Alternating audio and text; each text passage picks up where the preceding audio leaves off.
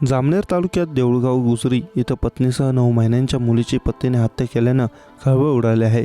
पत्नी आणि मुलीच्या हत्येनंतर पतीने सुद्धा गळफास घेत आत्महत्या केली। पत्नीची तिच्या माहेरी हत्या केली। त्यानंतर बुलढाण्यात दुधलगाव इथं जाऊन पतीने स्वतःलाही संपवलं। ही घटना कौटुंबिक वादातून घडल्याचा प्राथमिक अंदाज पोलिसांनी व्यक्त केला आहे। दरम्यान या घटनेची पोलिसात नोंद करण्यात आली असून अधिक तपास केला जात आहे। याबाबत मिळालेली अधिक माहिती अशी की जळगाव जिल्ह्यातील जामनेर तालुक्यातल्या देऊळगाव गुजरी येथे माहेरी असलेल्या पत्नी व 9 महिन्यांच्या मुलीची पतीने हत्या केली आहे। पत्नी व मुलीची हत्या केल्यानंतर पतीनेही बुलढाणा जिल्ह्यातील दुधगाव येथे आपल्या घरी जाऊन गळफास घेऊन आत्महत्या केली।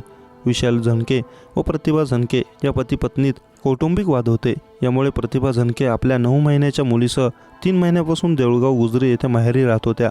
विशाल झणके याने देऊळगाव गुजरी येथे जाऊन पत्नी व मुलीची हत्या केली। पत्नी आणि मुलीच्या हत्येनंतर विशाल बुलढाणा जिल्ह्यातील दुधलगाव येथे आपल्या घरी आला।